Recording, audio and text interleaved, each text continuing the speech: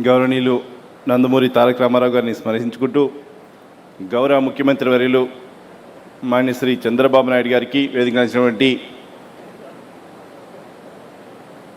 National working president Lokesh Babu గారికి, రాష్ట్ర అధ్యక్షులు పల్లా శ్రీనివాస్ గారికి, అది వేదికరించినటువంటి పెద్దలకు, వేదిక ముందు ఉన్నటువంటి పెద్దలందరికీ కూడా హృదయపూర్వక నమస్కారాలు, ధన్యవాదాలు తెలియజేసుకుంటా ఉన్నాను.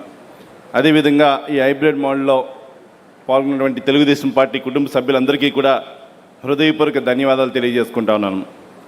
విజన్ 2047 లక్ష్యంగా ఆంధ్రప్రదేశ్ సముద్ర తీర ప్రాంత అభివృద్ధి కానీ, పోర్ట్లు, ఎయిర్పోర్ట్లు, టూరిజం అభివృద్ధికై ఆంధ్రప్రదేశ్లో అత్యంత కనెక్టివిటీ రాష్ట్రంగా తీర్చిదిద్దే లక్ష్యంగా మన ముఖ్యమంత్రి శ్రీ నారా చంద్రబాబు నాయుడు గారు కృషి చేస్తూ ఉన్నారు. గత ప్రభుత్వంలో చూసాం మనందరం కూడా 2014-19లో ఎన్నో ప్రాజెక్ట్స్ తీసుకొస్తే 19-24 మధ్యలో ఎన్ని కూడా పారిపోయేటట్టు గొడ్డల పార్టీ చేసినటువంటి విషయాలన్నీ కూడా మనం చూసాం. కానీ మన యొక్క నాయకుడు విజన్ 2047 ప్రకారంగా పనిచేయడానికి ముందరు రావటం మన అందరం కూడా అదృష్టం. ఎందుకంటే మన రాష్ట్రంలో పోర్టులు ఉండటం వల్ల అంతర్జాతీయ వాణిజ్యం వేగవంతం అవుతుందని, అంతేకాకుండా పోర్టుల మీద ఆధారపడ్డ పరిశ్రమలు, లాజిస్టిక్ రంగాలని ద్వారా లక్షలాది ఉద్యోగ అవకాశాలు సృష్టించబడతాయి. ఇవి రాష్ట్రానికి విదేశీ పెట్టుబడులు, ఆకర్షణీయ ఎగుమతి దిగుమతుల ద్వారా ప్రభుత్వ ఆదాయాన్ని పెంచుతాయి. గత ప్రభుత్వం పోర్టు పనులు అలసత్యం వహించి పోర్టుల కెపాసిటీ పెంచవలసినటువంటి వాటిని కూడా పెంచకుండా మన రాష్ట్రానికి వచ్చేటువంటి ఇండస్ట్రీస్ కూడా తద్వారా పోర్ట్ కనెక్టివిటీ లేక చాలా ఇండస్ట్రీస్ వెనక్కి వెళ్ళిపోయే పరిస్థితి కూడా జరిగింది. దీనివల్ల పోర్టు మీద ఆధారపడిన పరిశ్రమలు పూర్తిగా నిలిచిపోయి ఉన్నాయి. గత ప్రభుత్వం గాలికి వదిలేసిన పోర్టు పనులన్నీ కూడా మన ప్రభుత్వం రాగానే పనులు వేగవంతం చేశాయి. మచిలీపట్నం కానీ, మూలాపేట కానీ, రామాయణం పట్నం కానీ పోర్టులను 2026 అంటే ఈ సంవత్సరం డిసెంబర్ లోపల ప్రారంభించే విధంగా శరవేగంగా మన ఎన్డీఏ కూటమి ప్రభుత్వం వచ్చిన తర్వాత గౌరవ ముఖ్యమంత్రి వర్యులు పనులు వేగవంతం చేసి ప్రారంభానికి సంసిద్ధం చేయడం జరుగుతూ ఉంది. అంతేకాదు కాకినాడ గేట్వే పోర్టు 2028 సెప్టెంబర్ నాటికి ప్రారంభించుకోబోతున్నాం. దీనివల్ల పోర్టుల మీద ఆధారపడిన పరిశ్రమలు ఎగుమతులు దిగుమతి చక్కగా మార్గాన్ని మన ముఖ్యమంత్రి వాళ్ళు కల్పించడం జరిగింది. ఇది రాష్ట్ర అభివృద్ధికి ఎంతో తోడ్పడుతుంది. మన రాష్ట్రంలో ఉన్న తీర ప్రాంతంలో ప్రతి ఒక 50 కిలోమీటర్లకి ఒక పోర్టు కానీ, ఒక ఫిషింగ్ హార్బర్ కానీ తీసుకురావాలనే ఉద్దేశంతో అన్ని ప్రాంతాలు అభివృద్ధి చెందడం కానీ, పారిశ్రామికంగా అభివృద్ధి చెందడం కోసం రైతులు పండించే పంటలు కానీ, అదేవిధంగా ఇండస్ట్రీస్లో దిగుమతులు కానీ, ఎగుమతులు కానీ, అంటే ఏదైనా ఒక పోర్టు ద్వారా దిగుమతి చేసి మళ్ళీ రీప్రాసెస్ చేసి ఎగుమతి చేయడానికి కూడా పోర్టు కనెక్టివిటీ ఎంతో అవసరం అని చెప్పి మన గౌరవ ముఖ్యమంత్రి వారు కూడా దాన్ని ముందరకు తీసుకెళ్ళడం జరుగుతూ ఉంది. అదేవిధంగా తిరుపతి జిల్లా దుగ్గరాజపట్నంలో 29,253 కోట్ల వ్యయంతో చేపడుతున్న భారీ గ్రీన్ఫీల్డ్ పోర్ట్ని భారతదేశంలో తొలి మెగా షిప్ రిపేరింగ్ క్లస్టర్ని ఆంధ్రప్రదేశ్ ఆర్థిక శక్తిగా తీర్చిదిద్దే విధంగా కీలక ప్రాజెక్ట్ని తీసుకురావడం జరిగింది. చంద్రబాబు నాయుడు గారు కానీ, లోకేష్ బాబు గారు కానీ ఏదైనా ఒకటి అనుకుంటే ఎవరికి చెప్పకుండా ముందర పని అయ్యాక లాస్ట్లో ఒకరోజు తెలుస్తూ ఉంటుంది మనకి ఇది పని చేశారు, సడన్గా గూగుల్ వచ్చిందా లేకపోతే ఎట్లా వచ్చిందనేది అంత కష్టపడి పని చేస్తారు అనేది విషయం మనం అందరం కూడా చూసాం.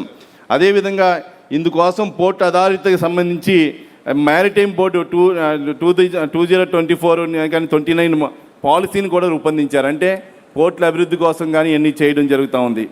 పోర్టుల అభివృద్ధి చేయాలంటే అవసరమైతే పీపీఎం మోడ్లో కానీ, లేకపోతే వారికి క్యాప్టివ్ పోర్టులు కూడా మనం హర్షల్ మిట్టల్ గ్రీన్కో కంపెనీకి కానీ, అదేవిధంగా హర్షల్ మిట్టల్కి కానీ గ్రీన్కో కంపెనీకి కానీ క్యాప్టివ్ పోర్టులు ఇవ్వడం జరిగింది. అంటే వారు ఏదైతే ఉత్పత్తి చేయడానికి అవసరం వచ్చేటువంటి పోర్ట్స్ వారికి కూడా దగ్గర ప్రాంతంలో, అంటే 50 కిలోమీటర్లకి ఒకటి నిర్దేశించుకున్నారు. ఆ 50 కిలోమీటర్ల దూరంలో ప్రతి పోర్టు రావడం కోసం ఎంతో కృషి చేయడం జరుగుతూ ఉంది.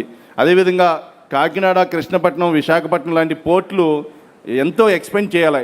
కానీ గత ప్రభుత్వం ఎక్స్పెండ్ చేయకుండా దాన్ని నిర్వియోగపరిచి ఉన్న పోర్టులను కూడా వాటాలని కూడా వేరే వాళ్ళకి ఇమ్మని బలవంతం చేసి పోర్టు యాజమాన్యాలను కానీ, ప్రభుత్వ పోర్టులను కానీ నిర్యోగం చేసిన ప్రభుత్వం ఏదన్నా ఉందంటే గత ప్రభుత్వం చెప్పి మీ ద్వారా తెలియజేసుకుంటం జరుగుతూ ఉంది. అదేవిధంగా ఎయిర్పోర్ట్లు, రాష్ట్రంలో ఎక్కువ ఎయిర్పోర్ట్స్ తీసుకొస్తే మన ప్రాంతం అభివృద్ధి చెందుతుందని చెప్పి ఆ రోజు తెలుగుదేశం ప్రభుత్వంలో ఉండగా భోగాపురం ఎయిర్పోర్ట్ తీసుకొస్తే ఆ ఎయిర్పోర్ట్కి సంబంధించి ఆ రోజు ఎర్ర బస్సు కూడా ఇక్కడ అనవసరం, ఇక్కడ ఎయిర్పోర్ట్ ఎందుకు, ఆల్రెడీ వైజాగ్లో ఒక ఎయిర్పోర్ట్ ఉంది అని అన్న వ్యక్తులు ఈరోజు తలకొక రకంగా మాట్లాడటం జరుగుతుంది. మేము ప్రారంభించాం, మేము కన్స్ట్రక్షన్ చేస్తున్నామని. అంతేకాదు ఈరోజు భోగాపురం జిఎంఆర్ మాన్సాస్ ఏవియేషన్ సిటీగా తీసుకొస్తున్నారు. దీని ద్వారా ఏరోస్పేస్ కానీ డిఫెన్స్ కానీ ఎడ్యుకేషన్ హబ్గా మన రాష్ట్రం మారుతోంది. అంటే భారతదేశంలో ఇట్లాంటి ఎక్కడా లేదు. ఫస్ట్ టైం అక్కడ ఉన్నటువంటి భూములు ఉన్నటువంటి ప్రాబ్లమ్స్ కూడా మాన్సాస్ ట్రస్ట్ ద్వారా ఇబ్బందులు ఉన్నటువంటి ఏదైతే గవర్నమెంట్కి ఉన్నటువంటి అన్నీ కూడా పరిశీలించి ప్రభుత్వం చంద్రబాబు నాయుడు గారు ఎంతో కృషి చేసి ఇది తీసుకురావడం జరిగింది. అంతేకాదు 9 గ్రీన్ఫీల్డ్ ఎయిర్పోర్ట్లను కూడా డెవలప్ చేయడానికి గౌరవ ముఖ్యమంత్రి వారు ప్రయత్నం చేస్తూ ఉన్నారు. పూర్తిగా పర్యవేక్షణలో ఆల్రెడీ కొన్ని చోట్ల భూమికి సంబంధించినటువంటి అవసరాలు ఏవైతే ఉన్నాయో అన్నీ కూడా చేయడం జరుగుతూ ఉంది. నెల్లూరు జిల్లాలో దస్తగిరి విమానాశ్రయానికి సంబంధించి పీపీపీ మోడ్లో టెండ్లు తీసుకురావడం, అదేవిధంగా శరవేగంగా టూరిజం అభివృద్ధి. అంటే పోర్ట్లు ఎంత అవసరం. ఈరోజు మన రాష్ట్రంలో ఉన్నటువంటి రాష్ట్రంలో ఒక 10% కూడా ఉన్నటువంటి ఉండదు ఏది సింగపూర్ కానీ మలేషియా కానీ ఆ ప్రాంతం. ఎందుకంటే మనకి ఉన్నటువంటి విస్తీర్ణంలో అక్కడ భూభాగం 10% కూడా లేని ప్రాంతాల్లో పోర్టుల ద్వారా కానీ వివిధ టూరిజం ద్వారా కానీ అభివృద్ధి చెందింది. కాబట్టి రాబోయే రోజుల్లో మనం ఎప్పుడూ కూడా ముందరికి తీసుకెళ్ళడానికి గౌరవనీయులు నారా చంద్రబాబు నాయుడు గారు, లోకేష్ గారు ఆధ్వర్యంలో ముందరికి తీసుకెళ్ళడానికి మనందరం కూడా ఎంతో అదృష్టంగా భావిస్తూ ఈ కార్యక్రమంలో ఈ అవకాశం ఇచ్చినటువంటి గౌరవ ముఖ్యమంత్రి వారికి ప్రత్యేకమైన కృతజ్ఞతలు ధన్యవాదాలు తెలియజేసుకుంటూ జై తెలుగుదేశం, జై జై తెలుగుదేశం.